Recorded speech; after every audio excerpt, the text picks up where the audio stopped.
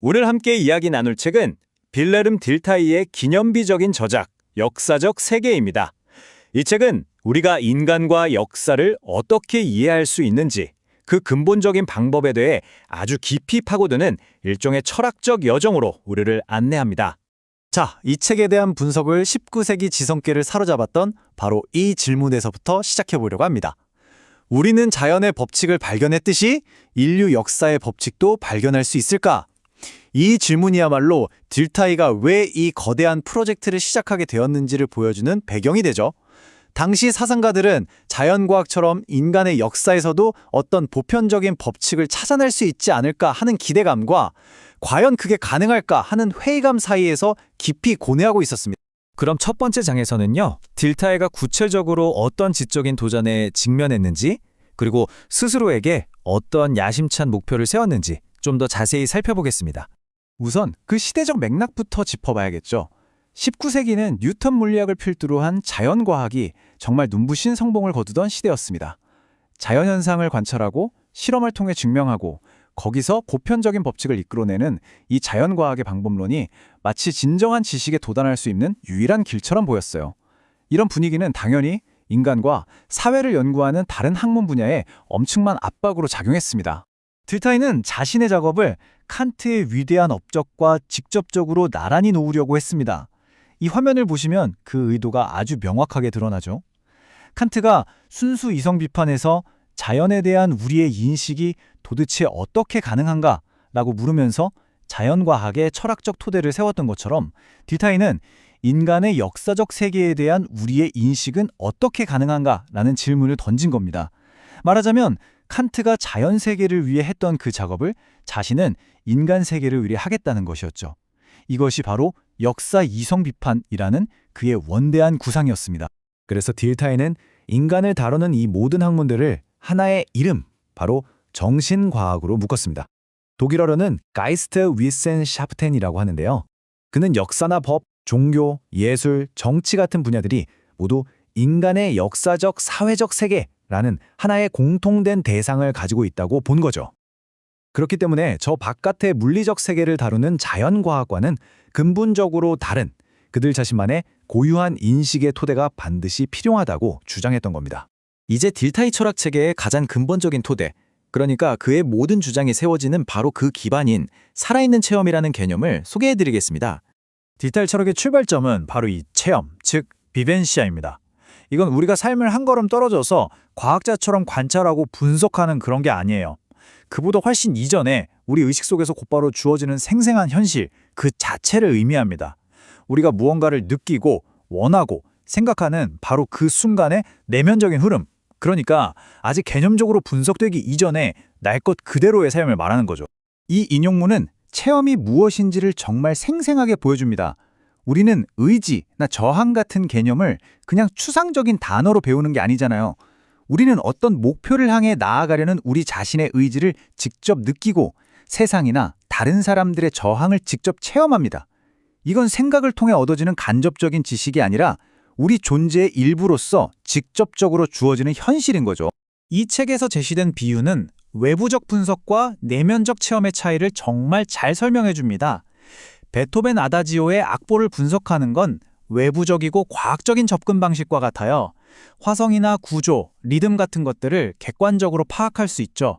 하지만 그 음악을 들으면서 그 슬픔에 전율하고 감동하는 건 완전히 다른 차원의 일입니다. 바로 이것이 체험이죠.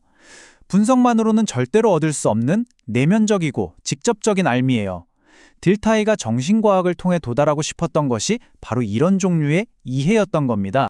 이번에는 딜타이가 인간의 정신적 삶을 어떻게 바라보았는지 한번 살펴보겠습니다. 그는 이걸 정적인 대상으로 본 게 아니라 끊임없이 움직이는 역동적인 과정으로 파악했어요. 이 화면은 아주 중요한 관점의 전환을 보여주고 있습니다. 딜타이가 비판했던 과거의 철학들은 종종 정신이나 영혼을 하나의 실체, 그러니까 시간 속에 존재하는 어떤 정적인 무엇으로 생각하는 경향이 있었어요. 하지만 딜타이는 피에테 같은 사상가들의 영향을 받아서 이런 관점을 거부했습니다. 그에게 인간의 정신은 사물이 아니라 역동적인 활동이자 에너지입니다. 정신은 시간이라는 흐름 속에 그냥 존재하는 게 아니라 끊임없이 생성되고 발전하며 전개되는 과정, 다시 말해 시간 그 자체인 구조라고 본 것이죠. 딜타이는 자연과학의 인과율 개념이 인간 세계에는 맞지 않다고 주장하면서 그 이유를 이렇게 설명합니다. 모든 건 우리 내면에서 의지가 어떤 결과를 낳는 것을 직접 체험하는 것에서 시작된다는 거예요. 이게 가장 풍부하고 근원적인 경험이죠. 그 다음에 우리 정신은 이 구체적인 체험에서 원인이라는 일반적인 개념을 뽑아냅니다. 자연과학은 이 추상적인 개념을 가져다가 원인과 결과가 동일한 양으로 대응하는 아주 기계적인 법칙으로 만들어버리죠. 그리고 마지막으로 이렇게 단순화되고 빈약해진 과학적 인과율을 원래 그것이 나왔던 복잡하고 풍부한 인간 세계에 다시 적용하려고 하는데 딜타이는 바로 이것이 심각한 오류라고 지적하는 겁니다. 바로 이 점이 핵심입니다. 기계의 세계에서는 가해진 힘, 즉 원인과 물체 움직임, 즉 결과가 정확히 일치하죠. 하지만 인간의 삶은 그렇지가 않아요. 하나의 작은 친절이라는 원인이 한 사람의 인생을 바꾸는 창조적인 영감이라는 결과로 이어질 수도 있고요. 무심코 던진 한마디라는 원인이 평생의 원한이라는 결과를 낳을 수도 있습니다. 인간 세계에서 결과는 원인에 의해 기계적으로 결정되지 않습니다. 삶은 창조적이고 예측 불가능하며 언제나 원인을 뛰어넘는 새로운 무언가를 낳기 때문이죠. 이러한 도구들을 바탕으로 딜타이는 자연과학과 정신과학의 목표 사이에 아주 근본적인 구분을 제시합니다. 이 화면은 딜타이 사상의 핵심적인 구분을 아주 잘 요약하고 있습니다. 자연과학의 목표는 외부 세계를 설명, 에르클레어랑 하는 겁니다. 우리는 자연에게 이방인이죠.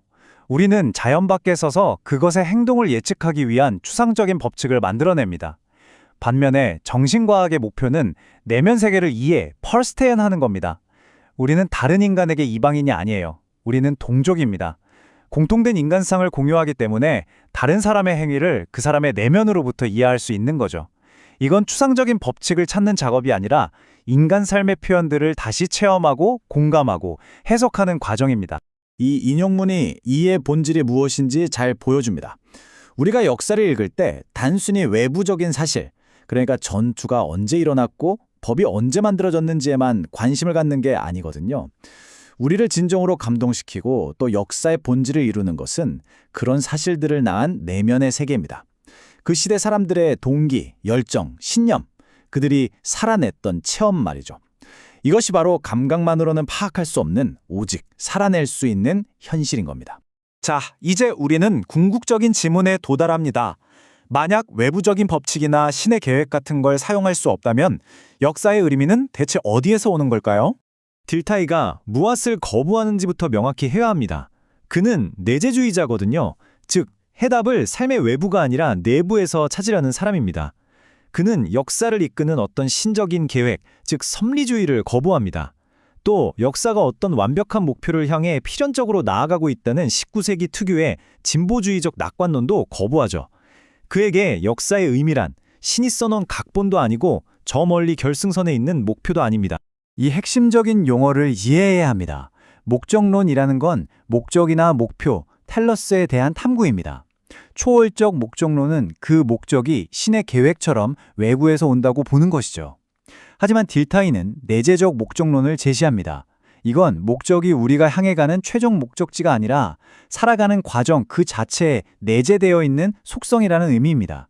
삶은 그 자체로 내면으로부터 목적을 지니고 있다는 것이죠. 이것이 바로 딜타이의 대답의 핵심입니다. 역사의 의미는 역사 끝에서 발견되는 게 아니에요. 그것은 삶 자체가 매 순간 창조하고 쌓아올리는 것입니다. 모든 인간의 행위, 모든 문화적 창조물, 모든 살아있는 체험은 의미의 흔적을 남깁니다. 역사가의 과제, 그리고 우리 모두의 과제는 삶의 흐름 속에서 이 의미를 해석하고 추출해내는 것이죠. 이 질문으로 이번 분석을 마무리하겠습니다. 우리는 의미가 개인의 체험에서 비롯된다는 것을 확인했습니다. 하지만 역사는 수십억 명의 삶이 얽힌 거대한 테피스트리잖아요. 한 개인에 대한 이해에서 출발해서 어떻게 한 시대, 한 국가, 나아가 인류 전체의 의미를 이해하는 데까지 나아갈 수 있을까요? 이 질문은 다음 분석에서 우리가 탐구할 주제를 미리 보여주고 있습니다. 이 책에서 빌레름 딜타이는 삶이라는 걸 아주 독특한 방식으로 바라봅니다. 삶이란 게 어떤 고정된 실체가 아니라는 거죠. 그보다는 시간 그 자체와 같은 끊임없이 흘러가는 역동적인 과정이라고 말합니다. 마치 철학자 피이테가 나라는 존재를 가만히 있는 사물이 아니라 끊임없는 활동으로 봤던 것처럼요. 딜타이에게 삶이란 이미 완성된 존재가 아니라 영원히 만들어지고 흘러가는 과정 그 자체인 셈입니다. 그러니까 삶이 어떤 본질을 가지고 시간 속에서 펼쳐지는 게 아니고요. 삶 자체가 바로 시간적인 전개, 그 구조라는 뜻이에요.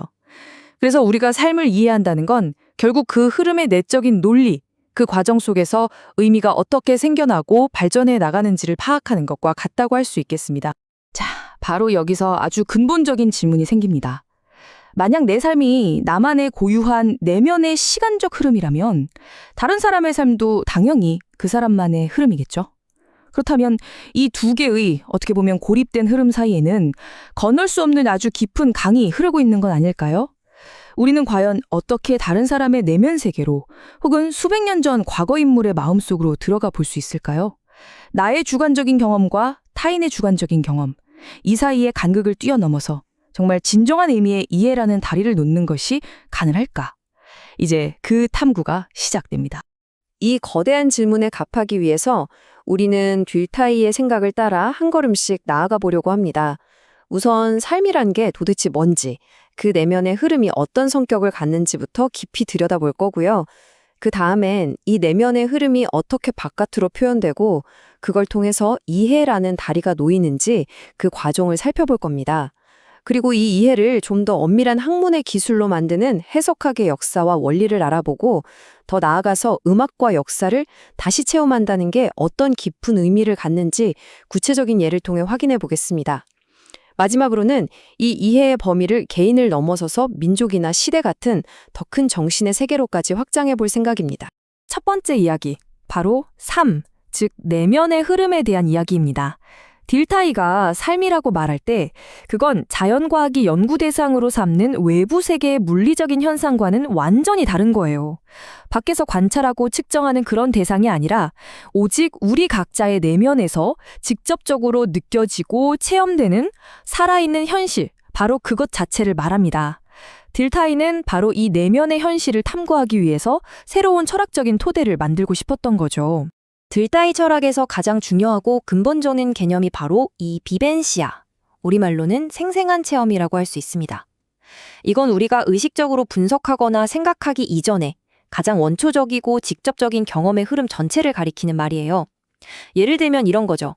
내 안에서 어떤 슬픈 감정이 불쑥 솟아나서 하나의 결심으로 이어지는 그 내면의 과정, 혹은 다른 사람의 의지와 내 의지가 부딪힐 때 느껴지는 그 저항감, 아니면 내 의지가 외부 세계에 부딪혀서 좌절되거나 실현될 때의 그 느낌. 이 모든 게 바로 비벤시아입니다. 이건 따로따로 떨어진 감각 정보들의 집합이 아니라 어떤 의미와 목적을 향해서 흘러가는 하나의 연속적인 과정으로서 우리에게 주어지는 거죠. 이게 바로 우리 정신세계의 가장 기본적인 재료인 셈입니다. 딜타이는 우리가 내면에서 직접 체험하는 삶의 연결 방식하고 자연과학이 세계를 설명하는 방식 사이에는 아주 근본적인 차이가 있다고 봤습니다. 여기 보시는 것처럼 자연과학의 인과관계라는 건 외부에서 관찰된 현상들을 바탕으로 우리 지성이 추상적으로 만들어낸 틀이에요. 원인 A가 결과 B를 낳는다, 이런 식이죠. 하지만 이 틀을 우리 내면 세계에 그대로 가져와서 적용하면 그 풍부하고 다층적인 현실은 아주 납작하고 빈곤한 모습이 되고 맙니다. 딜타이는 이걸 빈곤한 재현이라고 불렀어요. 반면에 우리가 직접 살아가는 작용연관은 내적이고 직접적입니다. 우리 삶 속에서 어떤 행동의 결과는 그 원인이 된 동기보다 훨씬 더 풍부한 의미와 예상치 못한 파장을 낳기도 하잖아요. 결과가 원인 안에 이미 다 포함되어 있는 기계적인 인과관계하고는 질적으로 다른 거죠. 이 구절은 삶의 내적 흐름이 가진 가장 중요한 특징을 보여줍니다. 바로 내재적 목적론이라는 건데요. 우리 삶의 경험들은 그냥 아무렇게나 무작위적인 사건들이 기계적으로 이어지는 게 아니라는 뜻입니다. 거기에는 항상 어떤 가치, 어떤 목적을 향한 내적인 방향성이 담겨 있다는 거죠. 우리는 무언가를 추구하고 의미를 발견하고 또 가치를 실현하려는 그런 방향 감각 속에서 살아갑니다. 이것이 바로 딜타이가 말하는 내재적 목적론이고요. 이건 자연의 법칙처럼 외부에서 주어진 게 아니라 오직 살아있는 체험, 즉 비벤시아 안에서만 직접적으로 느껴지는 힘입니다. 자, 그럼 다시 처음의 질문으로 돌아가 볼게요. 이렇게 개별적이고 내면적인 삶의 흐름들 사이에 어떻게 소통이 가능할까요? 딜타이는 이 고립된 내면 세계들이 영원히 닫혀 있는 게 아니라 스스로를 외부 세계에 드러내는 통로를 가지고 있다고 말합니다.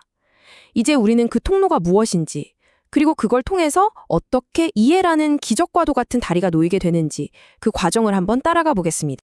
바로 이 네 단계가 딜타이가 제시하는 이해의 과정입니다. 모든 건 내면의 비벤시아, 즉 생생한 체험에서 시작되죠. 이 내면의 삶은 그 안에만 머물지 않고 끊임없이 바깥으로 자신을 표현하려는 경향을 갖습니다. 우리의 표정, 몸짓, 말 한마디에서부터 시작해서 우리가 쓴 일기, 우리가 만든 예술작품, 우리가 세운 법과 제도에 이르기까지 이 모든 객관화된 표현물들은 바로 그 내면의 삶이 외부 세계에 남긴 흔적들입니다.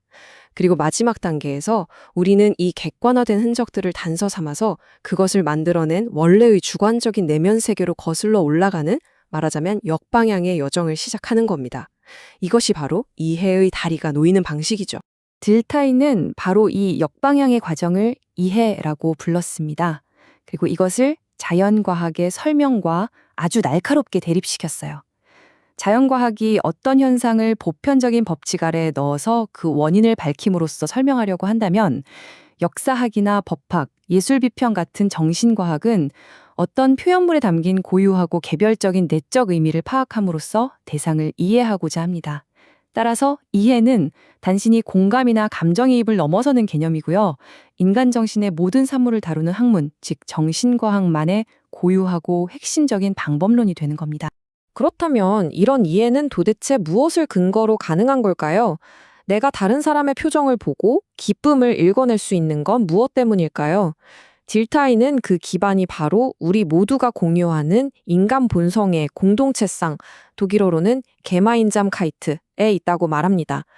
우리 모두는 인간이라는 공통된 구조 안에서 생각하고 느끼고 의지하기 때문에 다른 사람의 표현을 의미 있는 신호로 받아들이고 그 내면을 추론할 수 있다는 거죠. 이 보편적인 공동체성이 있기 때문에 우리는 서로 다른 개인의 특수성이나 시대의 이질성을 넘어설 수 있는 최소한의 발판을 갖게 되는 겁니다. 자, 이제 이해의 과정을 좀 더 엄밀하고 체계적인 학문의 영역으로 한번 이끌어 가보겠습니다. 만약 이해라는 게 단지 주관적인 감상이나 제멋대로 하는 추측에 머무른다면 정신과학은 결코 객관적인 학문이 될 수 없겠죠. 딜타이는 바로 이 지점에서 해석학을 정신과학의 기초 방법론으로 제시합니다. 해석학은 삶의 표현들을 정확하고 타당하게 읽어내기 위한 잘 훈련된 기술이자 과학적인 방법이라고 할 수 있습니다. 해석학의 역사는 사실 굉장히 깁니다.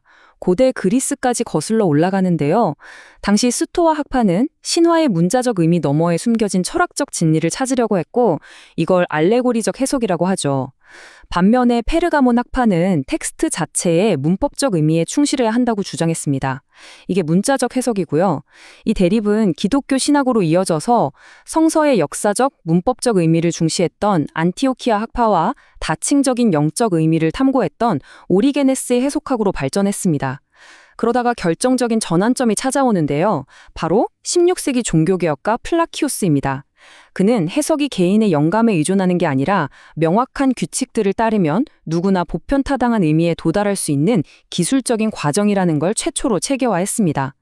그 후 슐라이어 마워는 해석학의 목표를 텍스트의 객관적인 의미를 넘어서 그걸 쓴 저자의 고유한 개성과 창조적인 과정을 저자보다 더 잘 이해하는 것으로까지 확장시켰고요. 마침내 딜타이에 이르러서 해석학은 신학이나 문헌학 같은 특정 분야를 넘어서 역사, 법, 예술 등 인간 정신의 모든 표현물을 다루는 정신과학 전체의 기초 방법론으로 그 위상이 확고하게 자리 잡게 됩니다. 플러키오스가 얼마나 중요했는지 조금만 더 자세히 살펴볼게요. 그의 핵심 주장은 해석이 주관적인 감상의 영역이 아니라 객관적이고 보편타당한 결론에 이를 수 있는 기술적인 과정이라는 겁니다. 이걸 위해서 그는 두 가지 핵심 원칙을 제시하는데요. 첫째는 언어의 문법 규칙에 충실하게 텍스트를 읽어내는 문법적 해석입니다. 둘째는 작품 전체의 통일적인 의도와 구성을 파악하고 그 전체와의 관계 속에서 각 부분의 의미를 조명하는 심리적 혹은 기술적 해석이죠. 이 과정에서 그는 아주 중요한 통찰을 내놓습니다. 전체의 부분들은 전체와의 관계 속에서 그리고 다른 부분들과의 관계를 통해서 비로소 이해될 수 있다. 바로 이것이 훗날 해석학적 순환이라고 불리는 원리의 초석이 됩니다. 네, 19세기에 들어서면서 이 해석학의 무대가 텍스트를 넘어서 사회 현실로 확장되는 아주 중요한 순간이 옵니다.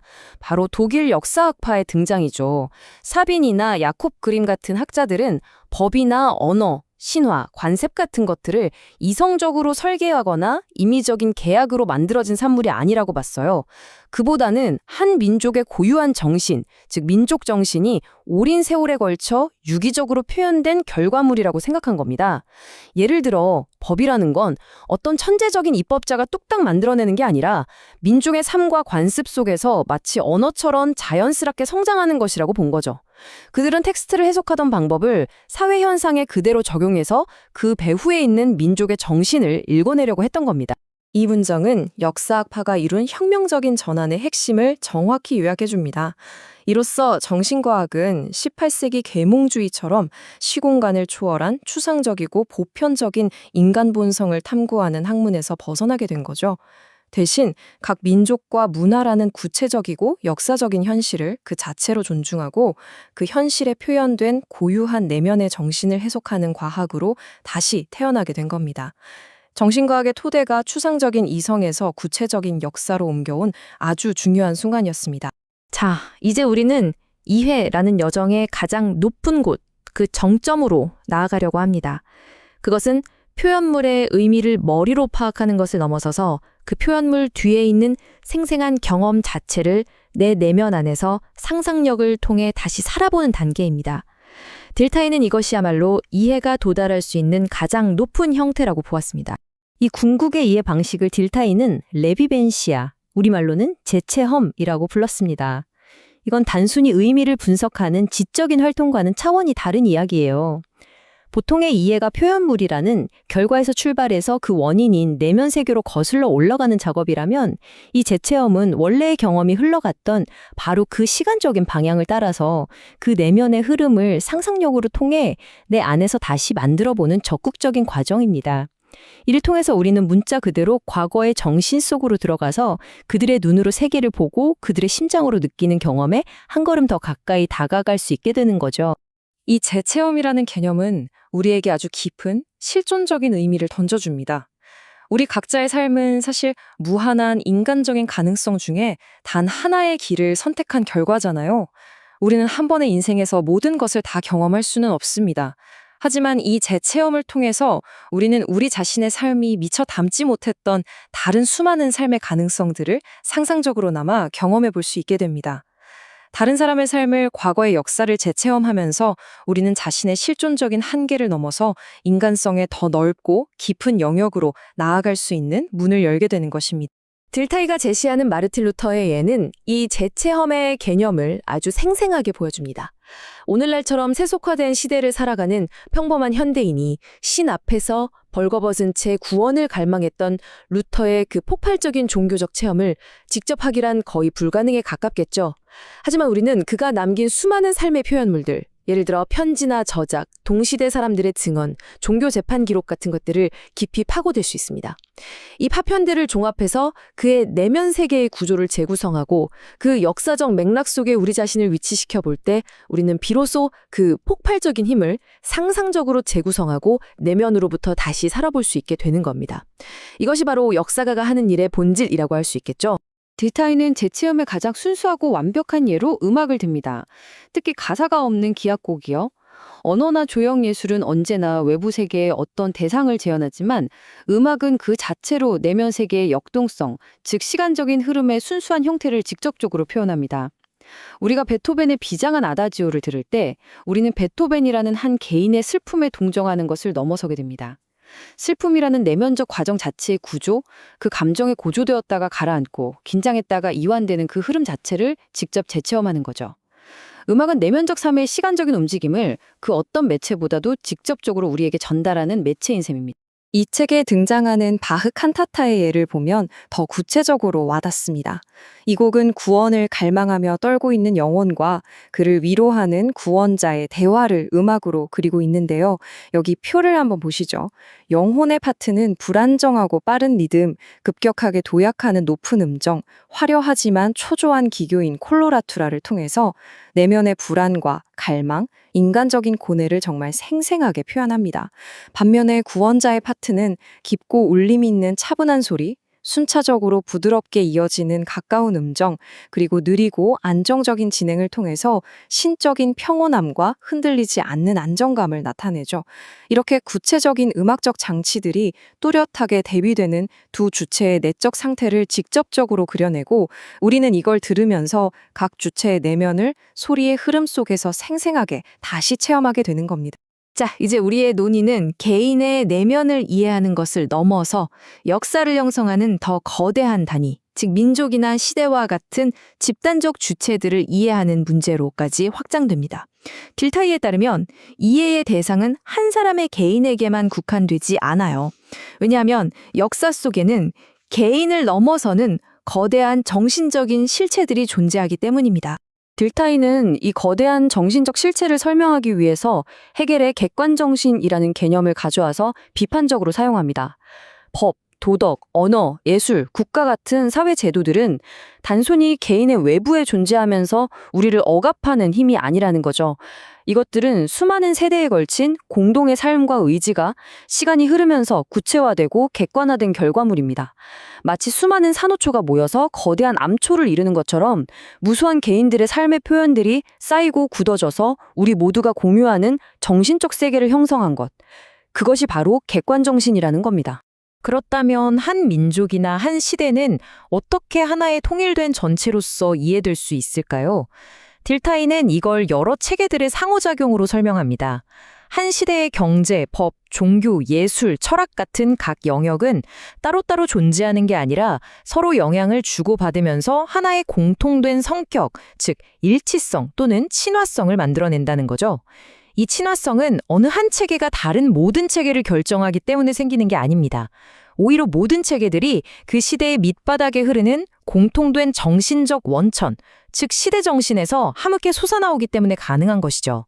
예를 들어 딜타이는 독일 계몽주의 시대의 라이프니츠, 볼프, 칸트 같은 인물들이 철학, 법, 도덕 등 각기 다른 분야에서 활동했지만 그들의 생각 저변에는 의무, 이성, 완성을 향한 공통된 지향점이 흐르고 있었다고 분석합니다. 바로 이 지점에서 딜타이는 역사를 순수한 정신의 자기 전개 과장으로 봤던 헤겔과 아주 명확하게 선을 긋습니다. 딜타이에게 역사는 결코 정신이나 의미로 완전히 설명될 수 없는 완고하고 비합리적인 사실성의 영역을 포함하고 있습니다. 지리적인 조건, 인종적인 특성, 경제적인 이해관계, 그리고 적나라한 권력투쟁 같은 요소들은 정신의 논리로는 완전히 설명되지 않는 역사의 단단하고 냉엄한 배경을 이루는 거죠. 이것이 바로 헤겔의 관념론에 대한 딜타이의 현실주의적인 반론이고 그의 삶의 철학이 가진 깊이를 보여주는 지점이라고 할 수 있습니다. 마지막으로 우리는 성찰적인 질문과 함께 이 논의를 마무리하고자 합니다. 딜타이는 우리에게 인간 정신이 남긴 표현들을 통해서 역사의 내면으로 들어갈 수 있는 강력하고 정교한 방법을 제시했습니다. 하지만 폭력이나 우연, 그리고 결코 의미로 환원되지 않는 저 완고한 사실성에 의해 움직이는 역사의 또 다른 얼굴은 어떻게 해야 할까요?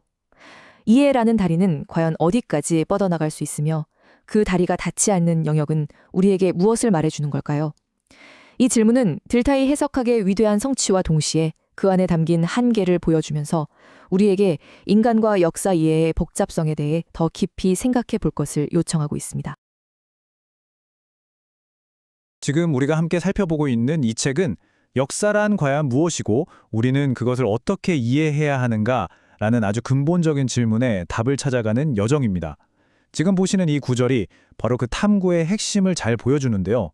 그러니까 우리가 역사책에서 보는 전쟁, 혁명, 국가의 흥망성쇠 같은 거대한 사건들 너머에는요, 사실 그것들을 실제로 움직이는 보이지 않는 힘이 있다는 겁니다.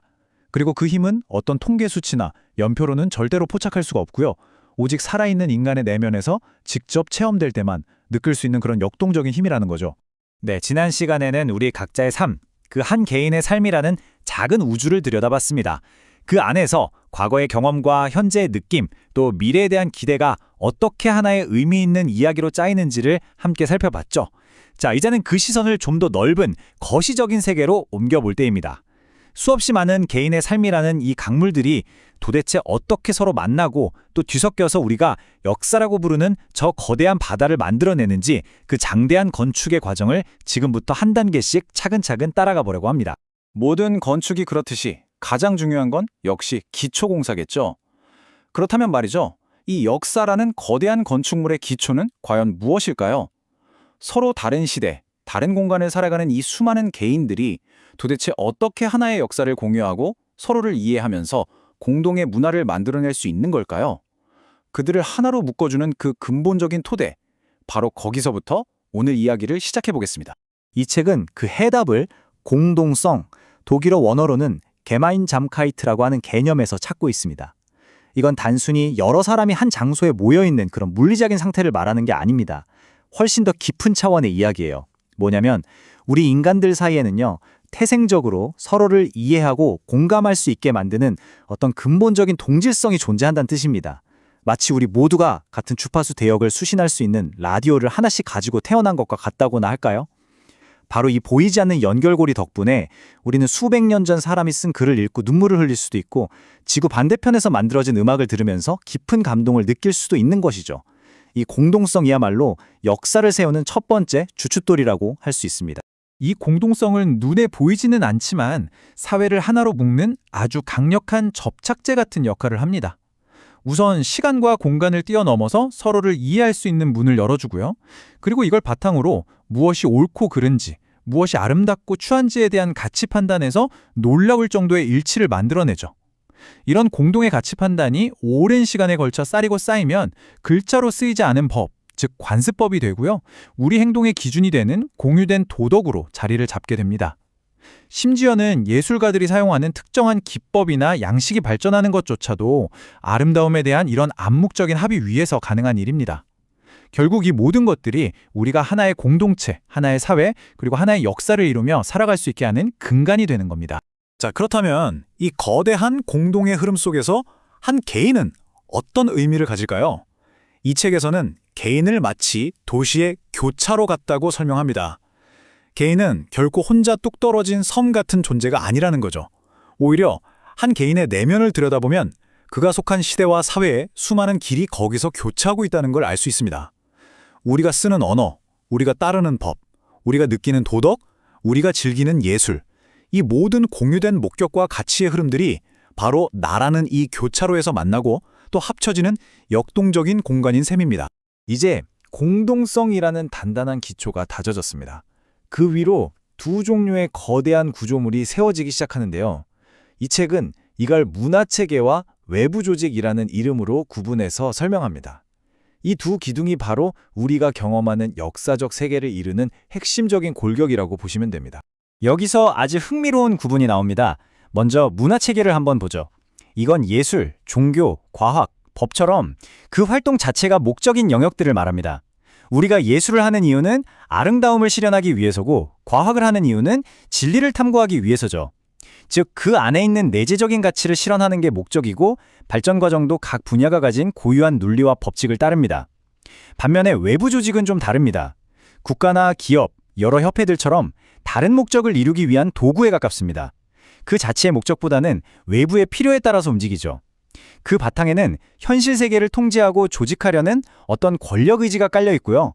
시대의 요구에 따라 경제 발전이나 국방 강화, 복지 증진처럼 완전히 성격이 다른 과업들을 수행하는 강력한 수단이 되는 겁니다.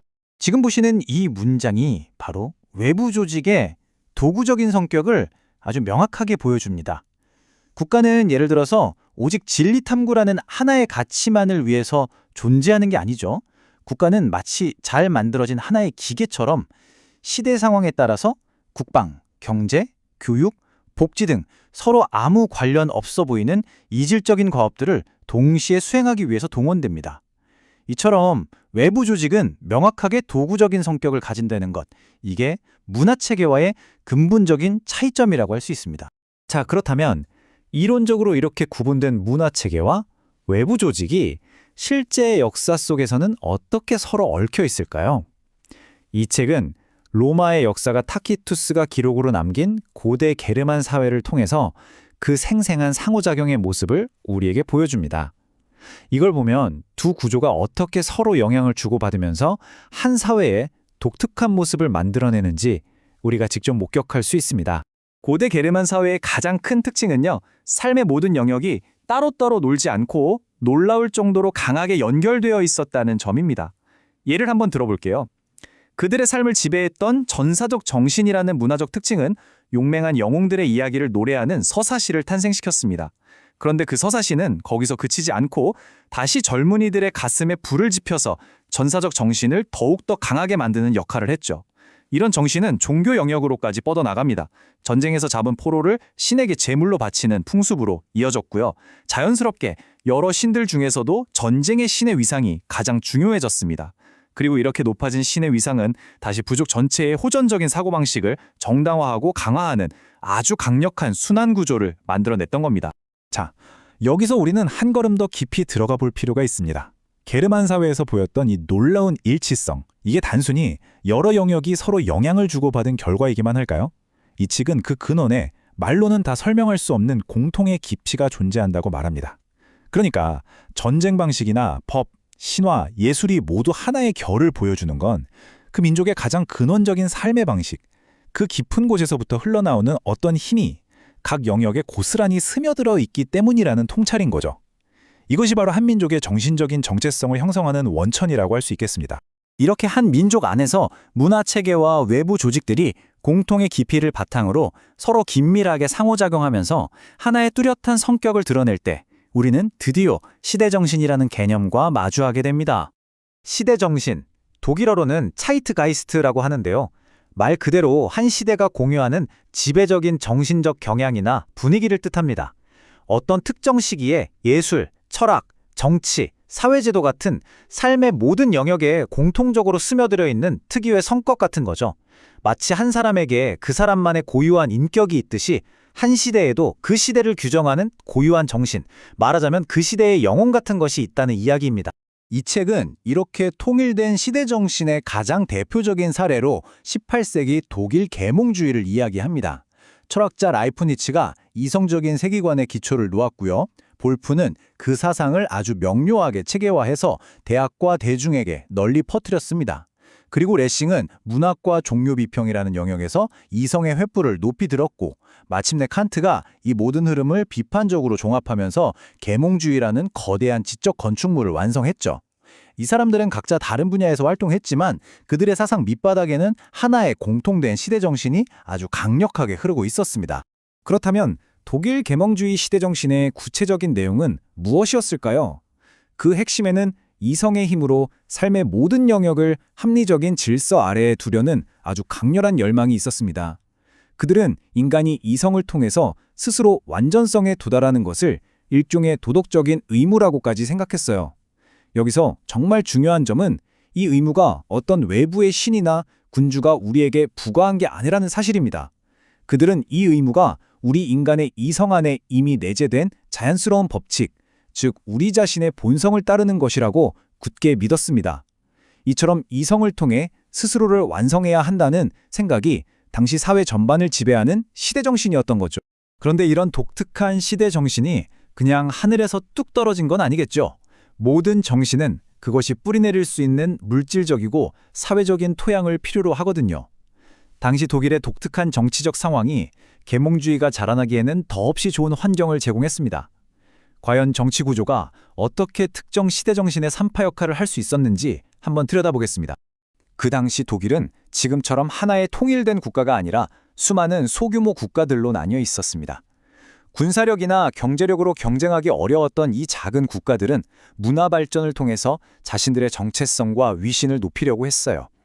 한편 신흥 강대국으로 떠오르던 프레이세는 국력을 키우기 위한 전략적인 수단으로 과학과 학문을 아주 적극적으로 장려했죠. 이 과정에서 국가는 경제 정책부터 시작해서 예술의 좋은 취향에 대한 규칙을 만드는 것에 이르기까지 삶의 모든 영역을 합리적으로 규제하는 강력한 기관으로 자리 잡게 됩니다.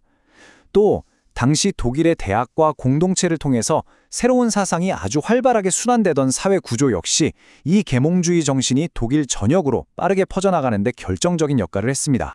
지금까지 우리는 한 시대가 시대정신이라는 통일된 성격을 가질 수 있다는 걸 봤습니다. 하지만 역사가 그렇게 단순하지만은 않죠. 모든 시대는 그 지배적인 흐름 속에서도 수많은 긴장과 모순, 그리고 다음 시대를 향한 변화의 움직임을 품고 있습니다. 한 시대는 어떻게 스스로를 넘어서는 씨앗을 그 안에 품게 되는 걸까요?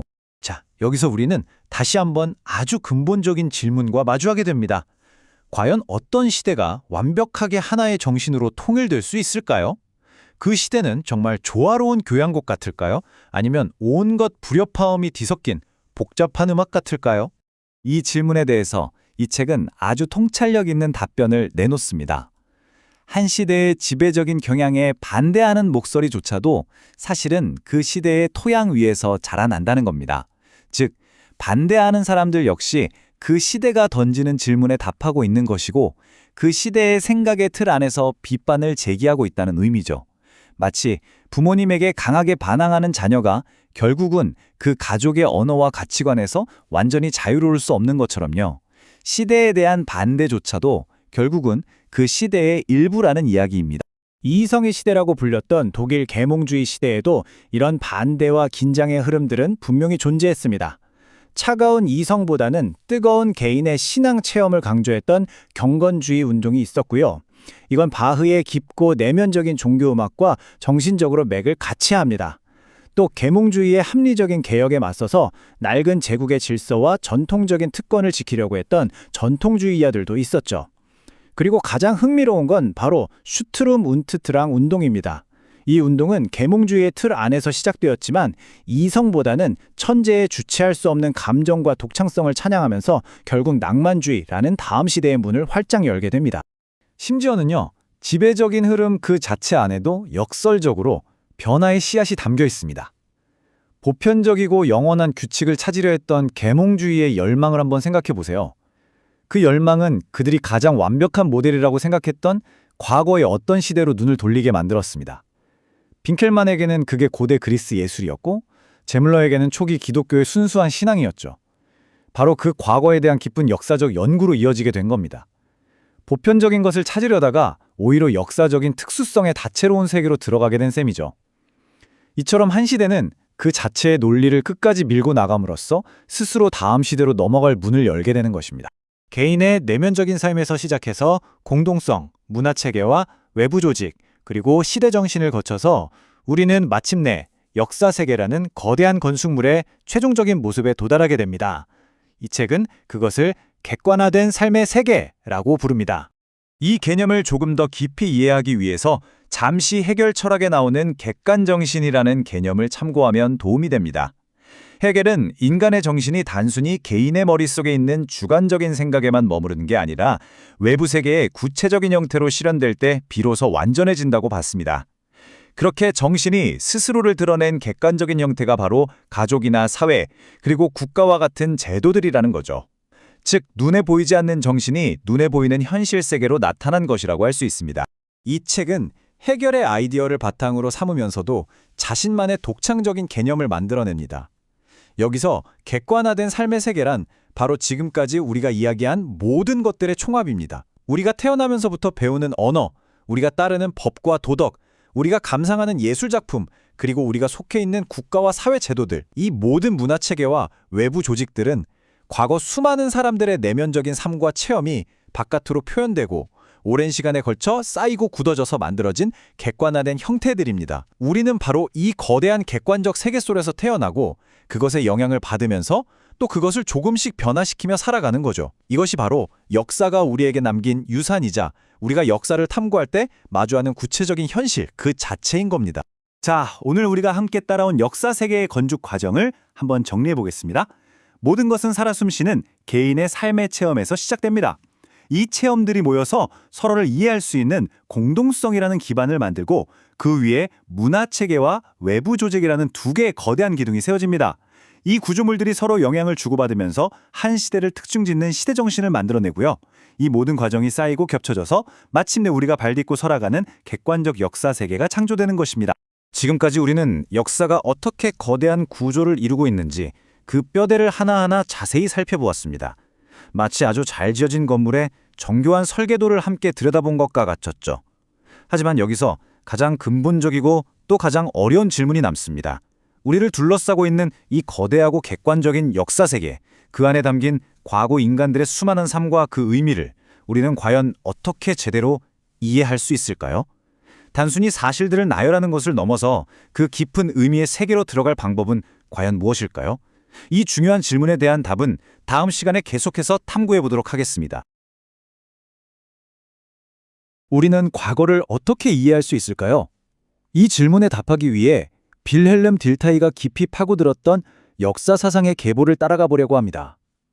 과거를 바라보는 우리의 시선이 사실은 아주 오랜 시간에 걸쳐 어떻게 만들어져 왔는지 그 진화의 여정을 함께 시작해 보겠습니다. 네, 이 말이 바로 계몽주의 시대의 정신을 아주 잘 보여주죠. 이성과 과학의 힘으로 인류는 어제보다 오늘, 오늘보다 내일 더 나아질 거라는 그런 강력한 믿음, 바로 진보에 대한 믿음이 세상을 지배하던 때였습니다. 그래서 역사 역시 더 위대한 완성을 향한 하나의 거대한 행진으로 보였던 거죠.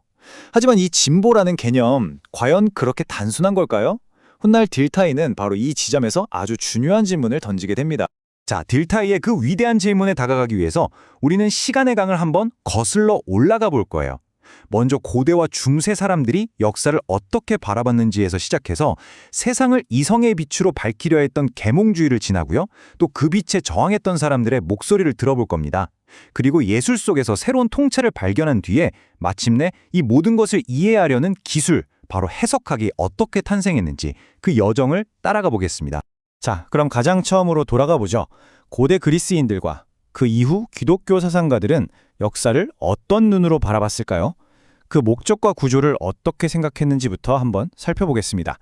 고대 그리스인들에게 역사는 더 이상 신들의 변덕스러운 이야기가 아니었습니다. 인간의 이성으로 분석하고 이해할 수 있는 탐구의 대상이었죠. 대표적으로 투키디데스나 폴리비오스 같은 역사가들이 있었는데요. 그들은 역사를 통해서 아주 현실적인 질문에 답을 찾으려고 했어요. 권력은 어떻게 움직이는가? 왜 어떤 나라는 흥하고 어떤 나라는 망하는가? 같은 것들이요. 예를 들어 투키디데스는 펠로폰네소스 전쟁을 분석하면서 그리스 도시국가들의 정치 현실을 아주 냉철하게 파헤쳤고요. 폴리비오스는 한 발 더 나아가서 로마와 카르타고 같은 거대 제국들이 어떻게 서로 영향을 주고받는지를 보면서 하나의 보편적인 역사를 그리려고 했습니다. 여기서 가장 중요한 건 이 모든 것의 원인을 인간의 행동과 결정에서 찾으려 했다는 점입니다. 합리적인 분석을 통해서요. 그런데 기독교가 등장하면서 이 모든 판이 뒤바뀝니다. 역사를 보는 관점이 그야말로 180도 바뀌게 된 거죠. 이제 역사의 주인공은 더 이상 인간의 정치나 야망이 아니게 됐습니다. 그 모든 것을 아우르는 거대한 신의 계획, 보이지 않는 손이 이끄는 신성한 이야기가 역사의 중심에 자리 잡게 된 겁니다. 이런 거대한 관점의 변화를 가장 체계적으로 보여준 인물이 바로 아우구스티누스입니다. 그는 인류의 모든 역사를 마치 신이라는 위대한 작가가 쓴 한 편의 거대한 드라마처럼 다시 써내려갔습니다. 세상에서 일어나는 모든 사건, 모든 인물의 등장은 그 자체로 의미가 있는 게 아니라 신이 정해놓은 위대한 결말, 즉 구원이라는 클라이맥스를 향해 나아가는 과정의 일부로 이해되기 시작한 거죠. 이 표를 보시면 두 관점의 차이가 아주 명확하게 보입니다. 왼쪽의 그리스적 관점이 정치적이고 분석적이라면 오른쪽의 기독교적 관점은 종교적이고 목적론적입니다. 이 목적론적이라는 말이 좀 어려울 수 있는데 쉽게 말해 역사에 미리 정해진 궁극적인 목표, 즉 결말이 있다고 보는 거예요. 폴리비어스가 국가 간의 관계라는 수평적인 세계 지도를 그렸다면 아우구스티누스는 천지창조에서 최후의 심판까지 이어지는 수직적인 시간의 계단을 상상했습니다. 그리고 모든 인류는 그 계단을 함께 오르는 하나의 운명 공동체로 여겨졌죠. 자, 이제 시간을 훌쩍 뛰어넘어서 르네상스와 계몽주의 시대로 가보겠습니다. 신의 계획 아래 있던 역사가 어떻게 다시 인간의 영역으로 돌아와 과학적이고 합리적인 연구의 대상이 되었는지 한번 살펴보겠습니다. 르네상스 시대에 마키아벨리가 등장하면서 다시 한번 역사는 차가운 정치의 무대로 돌아옵니다. 그에게 역사는 신의 섭리를 읽어내는 성스러운 책이 아니라 국가 권력을 어떻게 얻고 어떻게 지킬 것인가를 가르쳐주는 아주 현실적인 교과서였죠. 그의 시선은 철저하게 국가라는 것에 고정되어 있었습니다. 그래서 그에게 예술이나 종교 같은 건 그 자체로 중요한 게 아니었어요. 오직 국가의 힘을 키우는 데 도움이 되느냐 아니냐, 그게 유일한 가치 판단의 기준이었던 겁니다. 그리고 계몽주의 시대의 볼테르에게 역사는 뭐랄까 한 사람의 성장기, 인류의 성장기 같았어요. 인류가 처음에는 신화나 시처럼 상상력에 의존하던 어린 시절, 즉 1단계를 지나서요. 점차 철학과 과학이라는 이성의 힘을 배우는 청소년기 2단계를 거치고요. 마침내 문화와 예술을 꽃피우면서 성숙해지는 3단계에 이른다고 본 겁니다. 그래서 그는 역사가 더 이상 왕이나 전쟁 이야기만 해서는 안 된다. 바로 이 인간 정신이 어떻게 진보해 왔는가, 그 자체를 다루어야 한다고 주장했습니다. 반면에 몽테스큐에는 마치 과거를 연구하는 사회학자처럼 접근했습니다. 그는 아주 근본적인 질문을 던졌죠. 왜 나라마다 법과 문화가 이렇게 다를까 하고요. 그리고 그 답을 찾기 위해 마치 탐정처럼 여러 단서들을 모았습니다.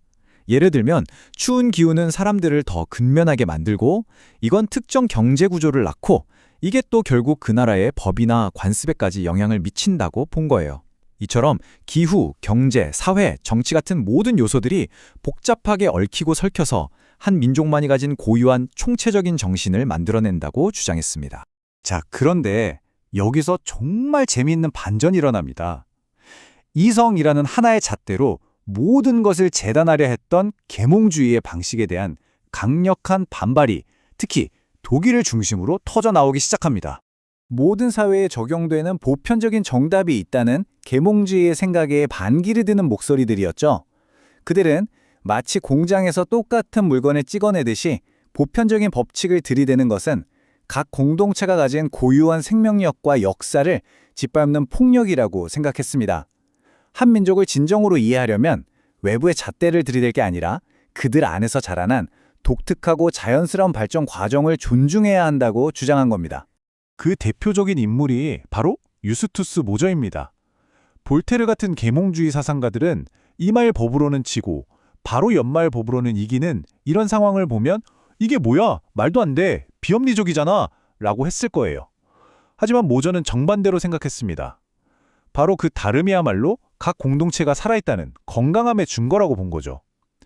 모든 지역에 똑같은 법을 강요하는 것은 마치 뿌리가 다른 나무들에게 똑같은 비료를 주는 것처럼 그 유기적인 성장을 억압하는 폭력이라고 아주 강하게 비판했습니다. 여기서 두 생각의 충돌이 명확하게 드러납니다. 왼쪽의 계몽주의가 추상적이고 보편적인 규칙을 강조했다면 오른쪽의 묘저는 살아있는 직관, 전체에 대한 인상을 훨씬 더 중요하게 여겼습니다. 그는 인생의 중요한 결정들은 공식에 숫자를 대입해서 나오는 게 아니라고 봤어요. 오히려 묘저는 이걸 전술적 사유라고 불렀습니다. 책상에 앉아서 공식으로 계산하는 게 아니라 평생 땅을 일구온 농부가 흙 냄새와 바람으로 날씨를 예측하는 그런 살아있는 지혜 말이죠. 규칙은 현실을 단순하게 만들지만 직관은 살아있는 현실 그 자체를 꿰뚫어 본다고 믿었던 겁니다. 그렇다면 이성만으로는 파악할 수 없는 각 시대와 민족이 가진 그 고유한 정신, 그걸 대체 어떻게 이해할 수 있을까요? 바로 이 질문에 대한 실마리를 예술에서 찾으려는 시도가 나타납니다. 왜냐하면 예술 작품이야말로 이성만으로는 다가갈 수 없는 한 시대의 직관과 감정이 가장 순수하게 응축된 결정체라고 보았기 때문이죠. 예술사 연구에 있어서 빈켈만은 완전히 새로운 길을 연 사람입니다. 그는 예술 작품을 그냥 분석하고 분류하는 것만으로는 그 진정한 아름다움을 절대 이해할 수 없다고 생각했어요. 진정한 이해를 위해서는 작품을 만든 예술가의 내적 상태와 공명해야 한다고 봤습니다. 주파수를 맞춘다는 표현이 딱 맞을 것 같아요. 작품을 만든 예술가의 영혼과 내 영혼의 주파수를 맞추는 거죠. 진정한 이해는 머리가 아니라 바로 이 영혼의 공명을 통해서 이루어진다고 믿었습니다. 빈켈만은 그냥 이 조각은 선이 어떻고 구성이 어떻다라고 설명하는 게 아닙니다.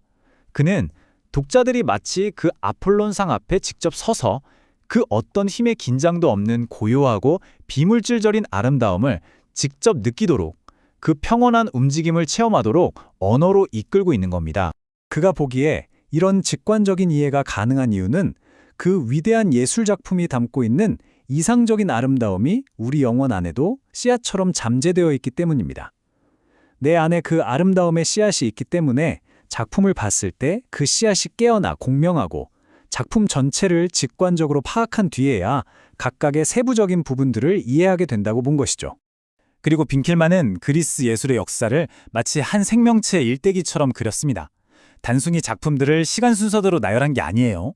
엄격하고 숭고했던 초기에 태어나 완벽한 아름다움을 뽐내는 고전성기로 절정에 이르렀다가 점차 관능적인 아름다움을 추구하는 후기를 지나 마침내 창조성을 잃고 모방만 하게 되는 쇠퇴기로 생을 마감하는 하나의 유기적인 과정으로 본 것입니다. 예술도 인간처럼 태어나고 성장하고 늙는다고 생각했던 거죠. 자, 이렇게 예술과 역사를 직관적으로 이해하려는 시도들이 쌓이면서 마침내 해석 그 자체라 하나의 체계적인 학문, 즉 기술이자 과학으로 정리되기 시작합니다.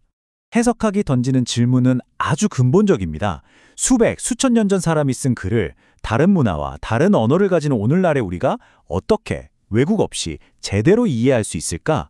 어떻게 하면 내 주관적인 생각을 배제하고 그 텍스트의 본래 의미에 다가갈 수 있을까? 하는 거죠. 아이러니하게도 해석학이 하나의 독립된 학문으로 탄생하게 된 건 아주 치열한 종교전장 때문이었습니다. 모두가 똑같은 성서를 읽는데 서로 자기 해석이 맞다고 주장하며 싸우던 시대였죠. 이때 마티아스 플라키우스라는 사람이 절박한 질문을 던집니다. 누가 봐도 동의할 수 있는 단 하나의 보편타당한 해석 방법은 없을까 하고요. 바로 이 질문에 답하려는 그의 노력이 근대 해석학에 초석을 놓게 됩니다. 플라키우스가 한 가장 중요한 일은 해석을 그냥 감으로 하는 게 아니라 정밀한 기술의 영역으로 가져왔다는 점입니다. 그는 마치 엔지니어가 기계를 조립하듯 명확한 규칙들을 체계적으로 적용하면 누구나 동일한 타당한 의미에 도달할 수 있다고 믿었어요. 예를 들어 문법 규칙을 철저히 따지고 저자가 이 책 전체를 통해 말하려는 핵심 의도가 뭔지 파악하고, 그리고 가장 중요하게는 부분과 전체가 어떻게 논리적으로 연결되는지를 따지는 거죠. 흔히 말하는 숲을 봐야 나무가 보이고 또 나무 하나하나를 알아야 숲 전체가 보인다는 원칙을 체계적으로 세운 겁니다. 고대 그리스의 이성에서 시작해서 중세의 신앙, 계몽주의의 진보에 대한 믿음, 그리고 이에 대한 반발을 거쳐 마침내 해석학의 탄생까지 우리가 함께 걸어온 이 길고 긴 여정은 결국 하나의 거대한 질문 앞에 우리를 세웁니다. 만약 모든 시대가, 모든 사람이 자신만의 안경을 쓰고 과거를 본다면 과연 우리는 그 안경을 벗고 과거의 맨 얼굴을 볼 수 있을까? 즉, 감정과 직관이 개입될 수밖에 없는 역사와 같은 학문에서 자연과학처럼 객관적이고 확고한 지식을 얻는 것이 과연 가능할까? 이것이 바로 딜타이가 평생을 바쳐 답하고자 했던 문제입니다. 우리가 과거를 진정으로 이해한다는 건 뭘까요? 그냥 있었던 사건들을 쭉 나열하는 걸 넘어서 그 시대를 살았던 사람들의 마음속으로, 그들의 세계 속으로 들어가 볼 방법은 없을까요? 이 아주 근본적인 질문에 풍생을 바친 철학자가 있습니다. 바로 빌레름 딜타이인데요. 지금부터 그의 탐구를 함께 따라가 보겠습니다. 이 책은 바로 그 길고 깊은 여정의 정수를 담고 있습니다. 딜타이가 평생 실험했던 질문은 바로 이거였습니다. 인간의 정신, 문화, 역사 같은 이런 내면의 세계는 뭐랄까 저 하늘의 행성이 어떻게 움직이는지 아니면 화학 물질이 어떻게 반응하는지 같은 그런 물리적인 자연 세계하고는 완전히 다르잖아요. 그럼 대체 이걸 어떻게 객관적으로 또 과학적으로 연구할 수 있을까? 이게 바로 그가 해결하고자 했던 평생의 과제였던 거죠. 딜타이의 목표는 정말 원대했습니다. 옛날에 칸트가 순수 이성비판이라는 책으로 자연과학에 아주 단단한 토대를 마련해 줬잖아요. 딜타이는 바로 역사 이성비판을 통해서 이 정신과학의 토대를 세우고 싶어 했습니다. 여기서 아주 중요한 차이가 드러나는데요. 자연과학은 바깥 세상을 원인과 결과, 즉 인과법칙으로 설명하는 게 목표입니다. 반면에 정신과학은 인간 삶의 내적인 의미를 이해하는 걸 목표로 삼는 거죠. 설명과 이해, 이 둘은 완전히 다른 길입니다. 그렇다면 역사가 마주한 최종 과제는 무엇일까요? 그건 바로 가만히 멈춰 있는 대상이 아니라 시간의 흐름 그 자체인 이 역사 세계의 구조를 어떻게 파악할 것인가, 그 방법을 찾아내는 겁니다. 이게 무슨 말이냐면요. 딜타이는 역사를 비유하자면 강물 위에 떠내려가는 배처럼 시간이라는 흐름 속에서 변해가는 어떤 존재로 보지 않았다는 거예요. 그게 아니라 역사는 강물 그 자체라고 본 거죠.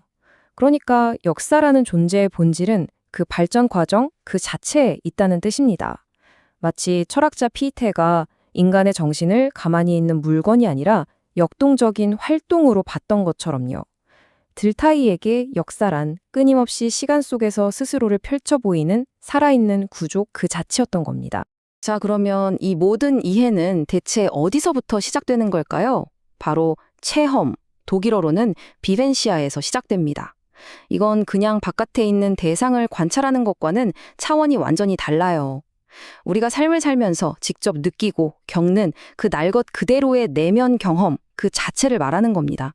예를 들면 어떤 감정이 불쑥 솟아서 어떤 행동으로 이어지는 그 순간이라던가 다른 사람의 의지와 내 의지가 부딪힐 때 느껴지는 그 저항감 같은 것들, 이 모든 게 바로 체험이죠. 정신과학의 가장 기본적인 원재료인 셈입니다.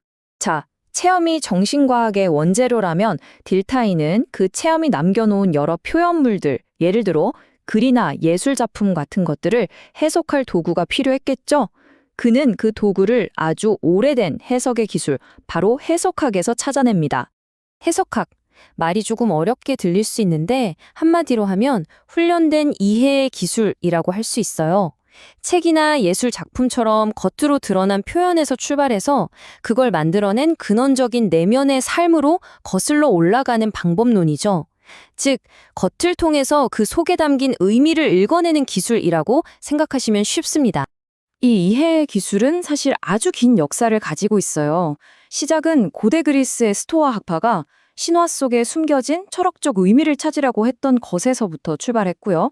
시간이 흘러서 초기 기독교 시대에는 성서를 어떻게 해석해야 하는지를 두고 정말 치열한 논쟁이 벌어지기도 했습니다. 그리고 종교개혁 시기에 플라키우스라는 사람이 문맥에 근거해서 보편적인 해석 규칙을 세우면서 해석학을 아주 체계적으로 만들었죠. 그리고 마침내 근대에 와서 이 해석학은 단순히 성서를 읽는 도구를 넘어서 인간 세계 전체를 이해하는 아주 근본적인 방법론으로 그 위상이 완전히 달라지게 됩니다. 플라키우스는 성서 해석의 원리들을 아주 체계적으로 정리했는데요. 먼저 언어 그 자체를 당시 사람들이 쓰던 방식 그대로 이해하는 문법적 해석이 있고요. 그리고 글쓴이의 의도나 작품 전체의 구성을 파악하는 심리적 해석이 있습니다. 하지만 여기서 가장 중요한 원리는 바로 해석학적 순환이라는 개념이에요. 이게 뭐냐면 마치 닭이 먼저냐 달걀이 먼저냐 하는 질문과도 좀 비슷한데요. 어떤 부분의 의미를 알려면 전체를 알아야 하고 또 전체를 제대로 이해하려면 그 부분들을 다시 잘 알아야 한다는 겁니다. 이 순환을 계속 반복하는 과정을 통해서 우리의 이해는 점점 더 깊어지고 완전해지는 거죠. 자, 이제 우리는 해석학이라는 아주 중요한 방법을 손에 쥐었습니다. 그럼 이제 이 방법이 실제로 어떻게 작동하는지, 과거를 이해하는 우리의 능력이 역사서술 그 자체의 역사를 통해서 어떻게 발전해 왔는지 한번 쭉 따라가 보겠습니다. 역사서술의 첫 대가들은 바로 그리스인들이었죠. 헤로도토스나 투키디데스 같은 사람들이요. 하지만 그들의 시야는 아무래도 자기 도시국가 폴리스와 그 주변에 머물러 있었습니다. 이런 한계를 처음으로 넘어선 사람이 바로 폴리비오스였어요. 그는 로마와 카르타고 사이에 벌어진 거대한 전쟁을 기록하면서 각각의 국가 역사가 아니라 지중해 세계 전체가 어떻게 하나의 거대한 시스템으로 연결되어 있는지를 꿰뚫어 보았습니다. 바로 이 순간 최초의 진정한 보편사가 탄생한 겁니다. 그런데 기독교가 등장하면서 역사를 보는 관점 자체가 완전히 뒤바뀌게 됩니다.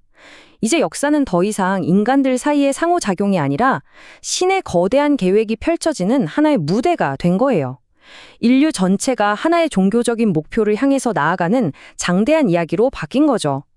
이 관점을 집대성한 인물이 바로 아우구스티누스입니다. 그의 유명한 책 신국론에서 역사는 이기심으로 가득 찬 세속 도시와 신앙으로 움직이는 신의 도시 사이의 영적인 투쟁으로 그려집니다. 그리고 계몽주의 시대가 오면서 다시 한번 거대한 변화가 일어납니다. 마키아벨리는 순수하게 국가 권력이 어떻게 작동하는지에만 집중했고요. 볼테르는 정치사를 넘어서서 한 시대의 문화와 정신, 즉 시대 정신을 파악하려고 했습니다. 그리고 몽테스큐에는 한 걸음 더 나아가서 기후나 경제 같은 자연 조건이 어떻게 한 사회의 모습을 만들어가는지를 분석했죠. 한마디로 역사의 주인이 신에서 다시 인간으로, 신의 계획에서 인간의 이성과 자연 조건으로 바뀌게 된 겁니다. 이건 정말 엄청난 전환이었죠. 마침내 19세기 독일에서 근대 역사학이 탄생합니다. 니부어라는 학자는 마치 고고학자가 뼈조각 하나로 사라진 동물을 복원하듯이 남아있는 기록들을 비판적으로 분석해서 과거를 재구성해냈습니다. 그리고 드디어 근대 역사학의 아버지라고 불리는 레오폴트 폰 랑케가 등장하죠. 그는 역사학의 혁명적인 원칙을 제시했습니다. 역사가의 목표는 과거를 심판하거나 현재의 교훈을 주는 게 아니다. 단지 과거가 실제 어떠했는지를 보여주는 것이다. 랑케는 진정한 영향력이란 현재의 문제에서 한 발짝 물러나서 오직 과거의 진실만을 추구할 때 나온다고 봤습니다. 어쩌면 가장 큰 영향력은 세상을 바꾸려고 애쓰기보다 세상을 있는 그대로 이해하려는 그 순수한 노력에서 비롯된다는, 어떻게 보면 좀 역설적인 진리를 말하고 있는 셈이죠. 딜타이는 개별적인 인간의 행동을 넘어서서 역사가 민족이나 문화체계, 시대와 같은 아주 거대하고 개인을 초월하는 구조에 의해서 형성된다고 주장했습니다. 딜타이에게 민족이나 국가 같은 거대한 공동체는 그냥 사람들이 모여있는 집단 그 이상이었습니다. 그것들은 마치 하나의 인격체처럼 공유된 의식과 기억 그리고 목적을 가지고 역사 속에서 행동하는 하나의 주체였던 거죠. 개인의 삶을 초월해서 스스로 살아 숨쉬는 거대한 유기체 같은 존재라고나 할까요? 그렇다면 무엇이 이 거대한 역사적 주체를 하나로 묶어주는 걸까요? 딜타이는 그걸 바로 공동성, 독일어로는 게마인셴카이트라고 말합니다. 이건 마치 한 민족의 문화, 법, 예술이 끊임없이 솟아나는 깊은 샘물과도 같아요. 눈에 보이지는 않지만 같은 언어를 쓰고 같은 관습을 따르고 비슷한 가치관을 공유하는 그 끈이 개인들을 하나의 운명 공동체로 단단하게 묶어주는 겁니다. 델타이는 고대 게르만 부족의 예를 들어서 이 개념을 아주 멋지게 설명합니다. 당시 게르만 사회를 지배했던 힘은 바로 전서 정신이었어요. 그리고 이 정신은 사회의 모든 부분에 스며들어서 그 형태를 결정했습니다. 영웅을 찬양하는 서사시도, 전쟁 포로를 신에게 제물로 바치는 종교 의식도 전부 이 전사 정신이라는 하나의 뿌리에서 나온 각기 다른 표현이었던 거죠. 이렇게 하나의 공통된 정신이 사회의 여러 영역들을 관통하면서 일관성 있는 문화 전체를 만들어내는 겁니다. 이 점은 독일 계몽주의의 예를 보면 아주 명확하게 드러납니다. 그 당시에는 합리주의, 경건주의, 보수주의처럼 서로 완전히 모순되어 보이는 사상들이 막 공존했거든요. 하지만 딜타이는 이 모든 것들이 사실은 삶을 질서 있게 만들려는 그 시대의 근본적인 충동이라는 하나의 뿌리에서 뻗어나온 각기 다른 가지들이라고 봤습니다. 그러니까 겉보기에는 서로 싸우는 것 같아도 그 시대라는 더 큰 나무 안에서는 결국 같은 뿌리를 공유하고 있었던 셈이죠.